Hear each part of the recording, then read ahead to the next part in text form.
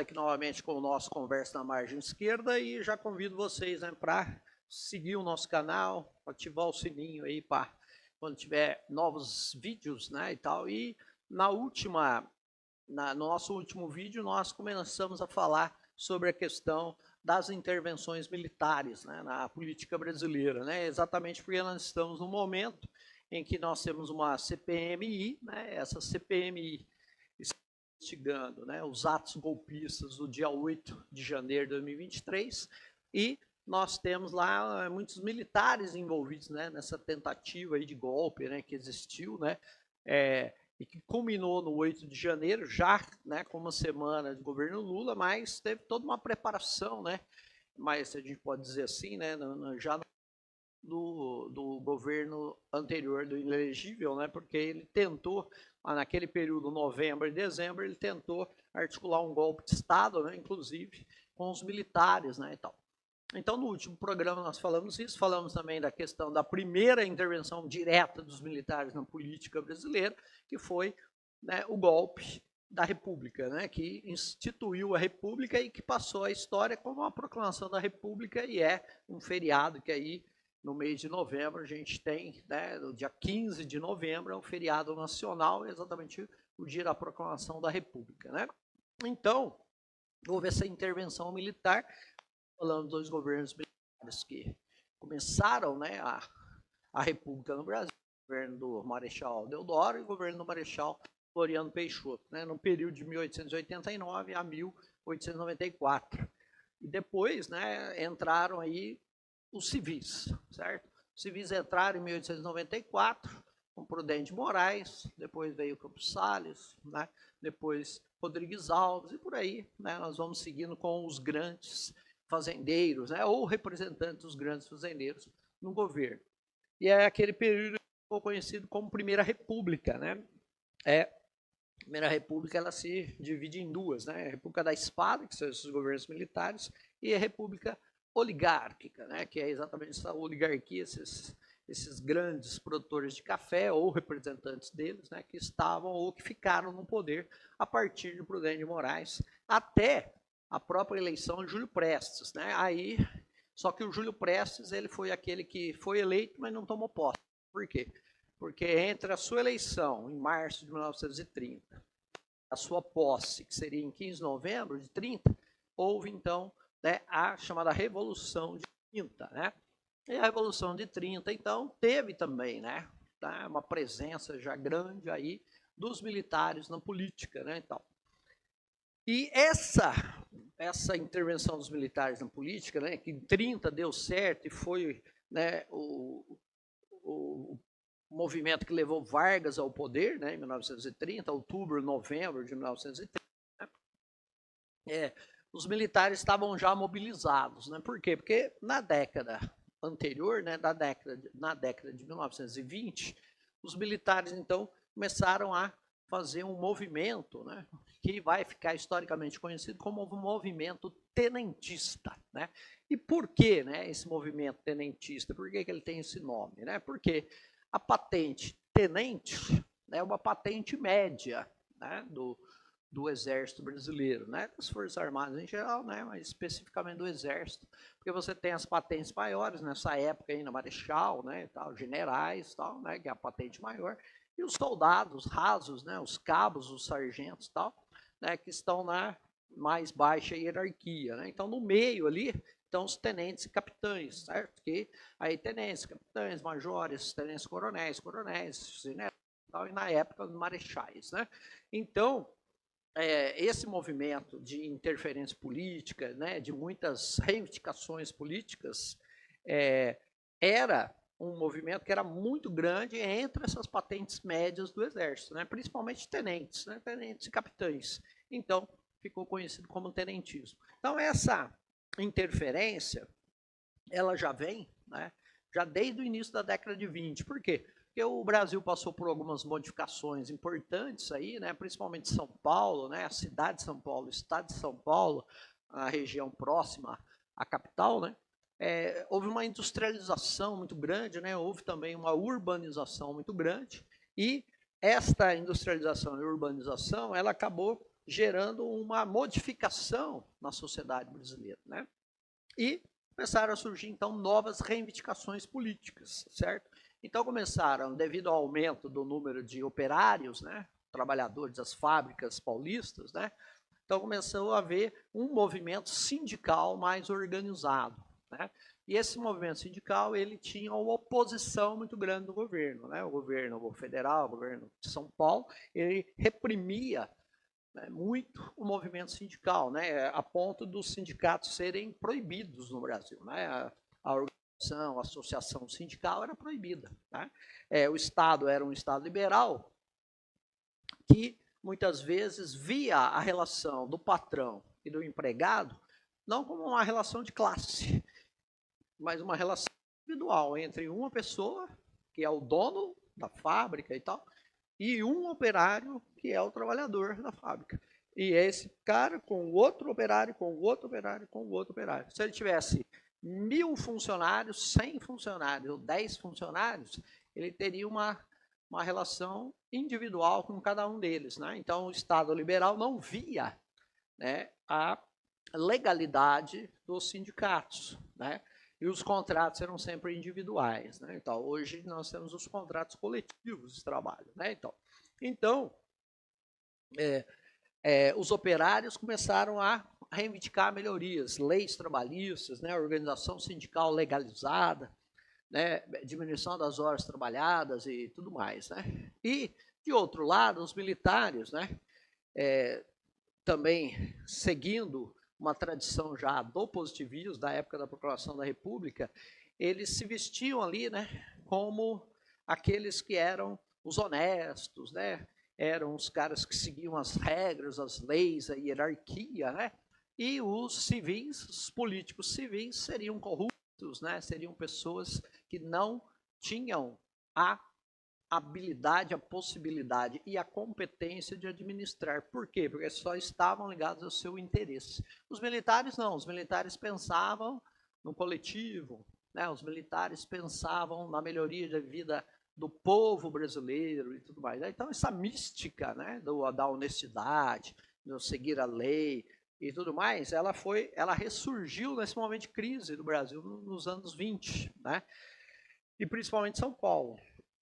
Mas também no Rio de Janeiro, Rio Grande do Sul e tal, né, onde o positivismo era muito forte ainda, mesmo depois, né, da proclamação da República e ainda, né, na década de 10, 20 do século 20. Né? Então, e o Rio Grande do Sul tinha uma outra característica, né? Como o Rio Grande do Sul fica na fronteira com a Argentina, fronteira com o Uruguai, o estado do Rio Grande do Sul era um estado muito militarizado, né? Com muitos quartéis e tal, e um grande número de homens do exército lá.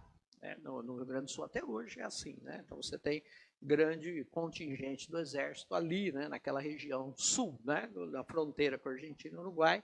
Se bem que as relações mudaram muito, mas naquela época existia uma rivalidade, né? E sempre se pensava, né, que na possibilidade de uma guerra e tal, né? Então a fronteira ali, né, externa, né, com a Argentina, que era um país que rivalizava politicamente, né, geopoliticamente com o Brasil e tal. Então o Rio Grande do Sul era um estado muito militarizado, então você vai ter muitos gaúchos, né, rio-grandenses, né, envolvidos no tenentismo também. E o tenentismo então traz essa mística, né, do militar honesto, competente, que pode influenciar na política, né? Então, os militares, até de maneira contraditória aí, dos tenentes, né, e tal, eles começaram a querer moralizar a política brasileira, né, no sentido de acabar com a corrupção eleitoral, né, que acabar com as fraudes eleitorais que eram características do Brasil, né, na Primeira República, né, e tal. E eles, então, como tem essa possibilidade armada, né, porque são funcionários públicos armados, então eles tinham também, apesar, né, da ideia de melhorar, né, a democracia brasileira com voto secreto, com o fim das fraudes eleitorais e tal, eles tinham também uma ideia meio difusa de intervenção política, né? Então eles pregavam realmente golpe, né, contra os governos constituídos, né? E eles então tentavam muitas vezes, né, influenciar não apenas na política, né, como também tentar levar o país a uma ruptura mesmo das regras, das leis, né, e ter, né, efetivamente um governo militar, mesmo que não fosse pela eleição. Tá?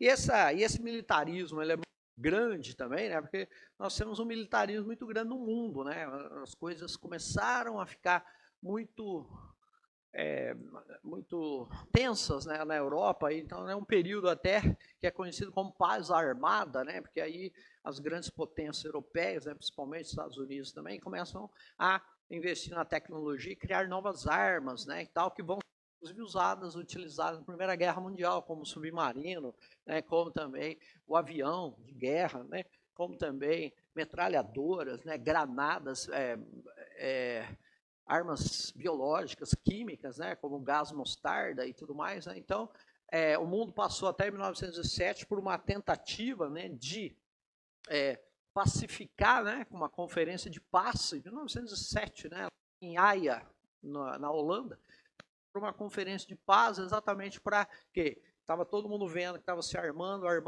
cada vez mais armas, Aí o que acontece? Vamos tentar resolver as questões de maneira diplomática, né, tal, etc. Então o Brasil não ficou fora disso, né? Por quê? Porque o Brasil também teve, né, uma ligação muito grande ali, uma disputa, né, que também tinha aqui nas Forças Armadas Brasileiras, né, principalmente no Exército, uma influência francesa, né, e também numa influência alemã. Então nós tínhamos essa disputa, né, e tal. E o Brasil, então, inclusive nesse período, né, nós vamos ter 1910 a 1914, nós vamos ter um presidente militar, né, que é o Marechal Hermes da Fonseca, que inclusive, né, não era só também o Marechal, como também era sobrinho do proclamador da República, o Marechal Hermes da Fonseca, né? Ele era filho de um irmão do Marechal Hermes. Desculpa, do Marechal Deodoro, né, Hermes da Fonseca, que inclusive foi, né, como capitão, né, tenente capitão, foi ajudante lá do tio presidente, né, Então, nesse período, o Brasil também passou por uma reestruturação nas Forças Armadas, né, principalmente ainda, né, quando o Marechal Hermes era ministro da Guerra, como se chamava na época, né, ministro do Exército e tal, ele foi ministro da Guerra e já começou a fazer acordos, né? Aí no caso com a Alemanha, né? Mas no fim o Brasil vai fazer um acordo com a França, né? Em termos do armamento, do treinamento e tudo mais, né? E aí o Exército então começou a fazer essa intervenção política. Então você vai ter uma grande intervenção política já na eleição de 1922, onde o Exército Brasileiro, principalmente os tenentes, né, se colocaram abertamente e de maneira bastante violenta contra, né, a candidatura de Arthur Bernardes à presidência, né, da República, né, porque era um cara que eles diziam que era contra os militares, contra o Exército e tal, etc. Né? Então houve toda uma problemática durante a eleição, né, de 1922 e até em consequência da própria eleição de Arthur Bernardes, né, os militares vão se rebelar também, né, contra o governo, né, e vão tentar fazer uma intervenção militar. Né? Então, isso ficou conhecido então, como a Revolta dos 18 do Forte de Copacabana. Né? Então, como o nome diz, 18 militares ali que tentaram se rebelar contra, né, a eleição, contra a candidatura, né, e depois a vitória do presidente Arthur Bernardes. Né? E aí, então, o que acontece? Esses militares, então, sofrem, né, uma repressão muito grande, são presos, tal, são julgados e tudo mais, né? Só que isso em 5 de julho de 1922. Aí fazia exatamente 2 anos, né, dos 18 do Forte, teve uma nova rebelião em São Paulo e no Rio Grande do Sul também, né, ligando todo o sul do país também, Paraná, Santa Catarina, uma rebelião tenentista também com a ideia de derrubar o governo, né, que aí, no caso, era do presidente Arthur Bernardes, que aí o Arthur Bernardes estava em exercício do seu mandato, né, e tal. E essa intervenção, né, essa tentativa de intervenção militar, né, em 1924, vai dar origem, né, a uma praticamente uma guerra civil no Brasil, aonde vai se formar uma coluna guerrilheira, né, que vão andar aí pelo interior do Brasil durante 3 anos, né, tal, tentando convencer a população brasileira, né, principalmente do interior do Brasil, né, Mato Grosso do Sul atual, Mato Grosso, Goiás, Tocantins, Nordeste brasileiro e tal, né, a ideia de tentar convencer a população brasileira que precisava mudar o governo, né. Então isso, né, que ficou conhecido como coluna Prestes, né, então eles vão, né, pegam o governador Bernardes, depois entram também do Washington Luiz, né, tal, até que finalmente, né, a coluna Prestes acaba se rendendo, né, porque ela vai, ao longo desses 3 anos e pouco, ela vai perdendo soldados, perdendo homens e tal, né, e vai então ficando cada vez menor, né, comandada então pelo ex-capitão do exército, né, que aí nesse momento já está expulso do exército, né, que era o Luiz Carlos Prestes, e depois vai se tornar o grande líder do Partido Comunista do Brasil, né? E depois do Partido Comunista Brasileiro, né? Então, Prestes, ele tem a sua origem, né, como militar, né, capitão em 1924, né, tal, e líder então desta coluna guerrilheira, desses guerrilheiros do Brasil que ficaram 3 anos e meio rodando o interior do Brasil tentando um golpe, sendo então combatidos por tropas, né, do exército todo esse tempo aí. Então você percebe que os militares, eles, apesar de não terem um projeto bem consistente e tal, eles tentavam influenciar, né, e tomar o poder, né? Então essa questão dos militares, né, tomarem o poder, ou tentar influenciar na tomada de poder, tal, na eleição e tudo mais, não é novidade na história brasileira, né? E aí, esses, então, militares da coluna Prestes, eles acabaram se exilando na Bolívia, né? A Bolívia aceitou a presença deles lá. Muitos começaram a trabalhar numa ferrovia que ia ser construída lá na Bolívia, né? E fora do Brasil, então, eles não poderiam, então, ser presos e tudo mais, né? E aí eles ficaram, muitos ficaram exilados e tal. E aí, o que vai acontecer? Com todo o processo, né, que vai ter como consequência a tomada do poder pelo Vargas, né, que é o processo conhecido como, historicamente, como a Revolução de 30, esses militares, principalmente, estavam no exílio, e alguns outros que tinham voltado ao país e tinham sido julgados, anistiados e tal, eles acabam apoiando a candidatura do Vargas, né, a presidente da República, em 1930. Né? E aí, devido a problemas que, né, existiram lá, né, depois da derrota do Vargas para o Júlio Prestes, né, depois da campanha encerrada e tudo mais, Júlio Prestes já como presidente eleito, cumprimentado pelo Getúlio e tudo mais, né, Getúlio voltou para o governo do Rio Grande do Sul, que naquela época podia, né, assim como seu candidato a vice, né, João Pessoa, voltou para Paraíba, porque ambos eram governadores, foram candidatos, né, juntos.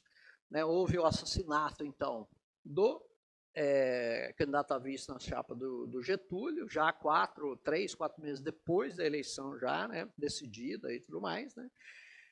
João Pessoa foi assassinado no Recife, né, apesar de ser governador da Paraíba, ele estava em Pernambuco, foi assassinado lá por um desafeto paraibano também, né, chamado João Dantas, e os tenentes, então, que tinham apoiado a candidatura Vargas, eles, então, começam a inflar o país, né? Começam a tornar o país uma rede, né, de grandes manifestações contra o governo, né? Contra o governo Washington Luiz, que era o que estava no final do mandato, contra a posse do eleito Júlio Prestes. Né? Então, o Brasil, a partir de outubro, né, de 1930, começou a se rebelar e tal, etc, etc. E aí o que acontece? Você tem os militares se mobilizando, né, principalmente os tenentes e tal, se mobilizando e obrigando praticamente o Getúlio Vargas, né, a liderar o movimento. Né? Inclusive, Vargas procurou Luiz Carlos Prestes, né, que estava no exílio e tal, mas o Prestes então começou a vir para a ideia mais esquerdista, comunista e tal, né? Não aceitou participar da Revolução, mas muitos membros da coluna Prestes, né, de 1924 a 1927, participaram diretamente né, da campanha do Vargas em 1930 e depois mobilização militar entre outubro e novembro de 1930 para a tomada do poder, né, no dia 3 de novembro, né, de 24 de outubro, inclusive, de 1930, né, os militares, né, vão lá, conversam com o presidente Washington Luiz e depõem o Washington Luiz, né, e existem ali, né, até alguns relatos que esses militares, né, que tomaram ali a iniciativa de destituir o presidente, né, Washington Luiz, que faltava ali uns 20 dias, né, para acabar o mandato dele, esses caras até quiseram permanecer no poder, né, General Mena Barreto, tal, né, Almirante Isaías Noronha, esse pessoal pensou até em ficar no poder, né, então você vê como que os militares já estavam imbuídos dessa história, né, de intervenção e assumir o poder. Só que aí, né, Vargas, porque isso foi 24 de outubro, aí Vargas ele chega, né, com as suas tropas, né, aí muito grandes, do Rio Grande do Sul, Santa Catarina, Paraná e tal, né, até depois ampliadas com São Paulo, né, que ao invés de resistir ao Vargas, eles juntaram-se ao Vargas, né, e no dia 3 de novembro, né, entre 24 de outubro e 3 de novembro, o Vargas, né, caminhou, né, foi por trem até o Rio de Janeiro, chegou lá com as tropas, aí os militares resolveram entregar o poder a Vargas, né? Então aí Vargas, no dia 3 de novembro de 1930, ele assume, né, um chamado governo provisório, né, com grande influência dos militares, né, e também com grande influência principalmente dos militares tenentistas, né, que participaram então da coluna Prestes e tal, etc., mas diferentemente do líder, não tinham aderido às ideias comunistas, né, socialistas, marxistas e tal. Então, Vargas assume, né, o poder em 3 de novembro com um grande apoio militar. Né? Por quê? Porque ele tinha muitas tropas, né, no sul e também tinha um grande apoio de ex-membros, né, da coluna Prestes e tal, né? Ele também tinha grande apoio lá no Nordeste, Minas Gerais e tal. E essas tropas então chegaram ali e praticamente exigiram o governo para o Vargas, né, que era o líder e tal, né? Então aí, né, o Mena Barretos, aí Noronha fala, então tá bom, tá, pode ficar aí para vocês, né, tal o governo. E aí, né, esses tenentes, inclusive, né, vamos dizer assim, né, já não eram todos tenentes mais, né, então, esses caras, então, começaram a ter uma grande influência inicial no governo Vargas, né, e esses caras, então, vão assumir governos estaduais, né, vão indicar ministros e tal, etc, né, então, Vargas vai ter um apoio aí, né, muito grande do tenentismo, né, e tal. E depois, né, o Vargas, ele consegue o apoio militar para permanecer no governo, consegue maior apoio militar também. Combater a Revolução de 32, né, a Revolta Paulista de 32, né, e ele consegue um grande apoio militar, principalmente em 1937, para dar um golpe de Estado, né, que instala a ditadura Vargas. Né. Então, os militares vão cada vez mais se colocando e assumindo cargos no governo, né, federal, e vão administrar também diretamente muitos estados brasileiros. Né? Então, mas essa aí é uma outra história que nós vamos, então, né, falar no próximo programa. Esse programa está rendendo bastante, então vamos falar bastante, né? Porque sempre o Brasil, sempre quando é notícia ruim, tem bastante coisa para falar, né? Então, a influência militar na política é um dessas notícias ruins aí que nós temos, né? Então, nós vamos falar um pouquinho da era Vargas, né? E também depois da queda do Vargas e depois do próprio suicídio do Vargas, né? Que aí você tem também muita pressão militar, né, nesse momento, tanto para, né, a saída do Vargas em 45, que aí nós temos o fenômeno, né, de influência que foi o fato da Segunda Guerra Mundial, 39 e 45, né, então os militares passaram a ter uma grande proeminência, né, política e tal, né. Tanto é que no início dos anos 50, o próprio chefe, né, dos aliados vai se tornar presidente dos Estados Unidos, né, o general Dwight Eisenhower, né, tal. Então você passa a ter aí, né, devido à guerra, uma influência militar grande também, né, e tal. E aí os militares vão fazer sempre essas interferências, tanto para a queda do Vargas em 45, como para o próprio suicídio do Vargas em 54, né. 9 anos depois, os militares têm uma pressão muito grande, que leva também, né, que bota água na fervura da crise, né, que levou ao suicídio do Vargas em 24 de agosto de 1954. Né?